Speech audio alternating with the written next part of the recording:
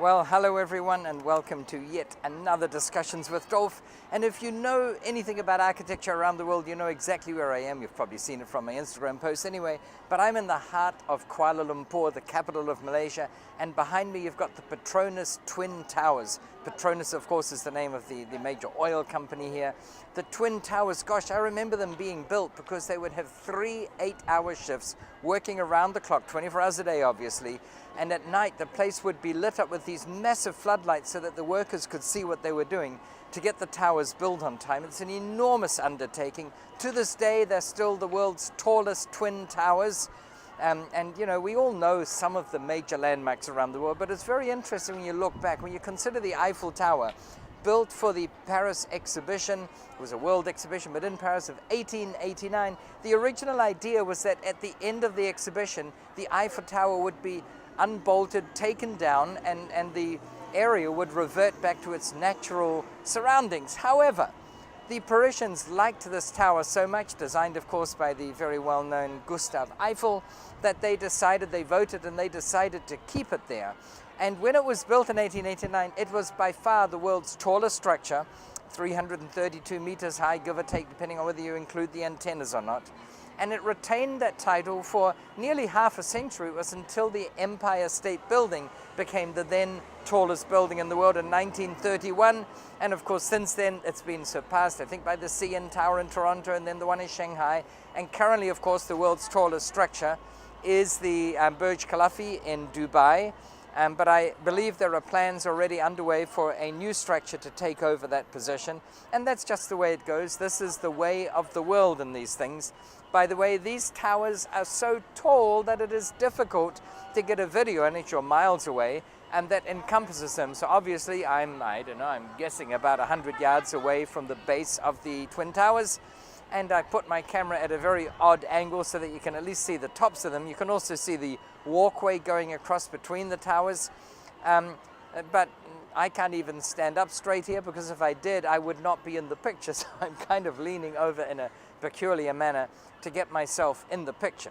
The other thing is, this is not going to be a 20-minute video, because even though I'm used to high temperatures, in Phoenix during the summer it gets up to 42, 43, sometimes 45 degrees Celsius, of course.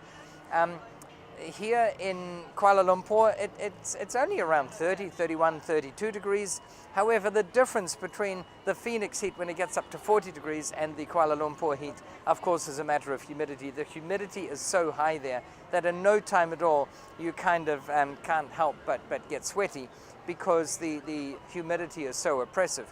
Whereas I can play tennis in the Phoenix heat, which is a lot hotter than here, 40 degrees as opposed to 30, or for those of you still in Fahrenheit, you know, it gets up to 115, sometimes 120 and higher in Phoenix, whereas here it's sort of the 94, 95 degree level. Anyway, I can play tennis without sweating in Phoenix, and it's not a matter of temperature, it's a matter of humidity. I also see that as the clouds come over and make it blissfully cooler for me, it messes with the exposure, but that's all right. The main thing, if any, is that you get the message. I've just been speaking here at the National Achievers Congress. It's an event that they've been running. Gosh, it's the 25th anniversary. I was there way in the beginning. I remember coming here and speaking at the Putra World Trade Center. It was right next to the Pan Pac Hotel, the Pan Pacific, where all we speakers used to stay.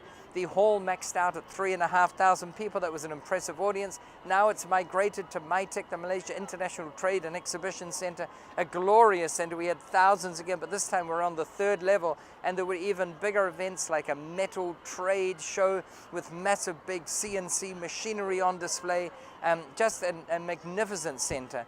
And really, one of the things I shared from stage is that the proportion of the world's GDP that is represented by Asia now is going through the roof. And just to give you an idea, in 1980, the United States and Europe, between them, accounted for 51% of the world's GDP. And by 2019, that's not that many decades later, their proportion has dropped to 21%. But the proportion of Asia has gone from 9% to 63%, and it bears thinking about, folks. This is where it's happening. This is now the center of the world activity. This is where you've still got massive population growth, although it's starting to taper off in some countries.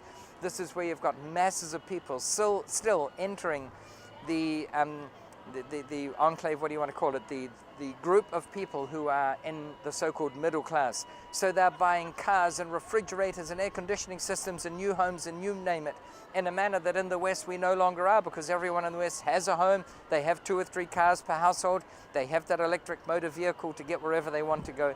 So it's a different world here. Jim Roches, the author of that well-known book, Investment Biker, if you haven't read it, read it. He made a ton of money and then went around the world with his girlfriend on a motorbike and wrote about it, all the investing insights related to what he saw. And he said if you wanted to be anyone in the 19th century, so in the 1800s, you would have been based in London, in the United Kingdom. That's where the focus of activity was. And if you wanted to be anyone in the 20th century, in the 1900s, you had to be in the US. That's where all the innovation and manufacturing innovation and technological improvements were.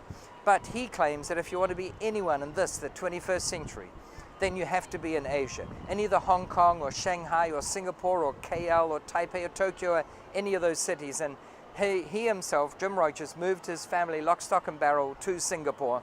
And this is where it's happening. If you haven't checked it out, come and check it out. At the very least, I think you'll be stunned at the level of activity here. Economic activity in any form, be it the construction of real estate. I cannot count and relate to you the number of cranes I've seen this morning, and that's just in KL. And my previous place where I was running some events for the Real Estate Institute was in Thailand, and they also have a ton of cranes. This is where it's happening. You've got to come and check it out. Anyway, I'm tempted to say that's all we've got time for today. We probably have more time, but this is all the heat and humidity that I can stand for now. So I'm going to leave you, and until next time, I'm going to wish you, as always, successful investing. Thank you so much.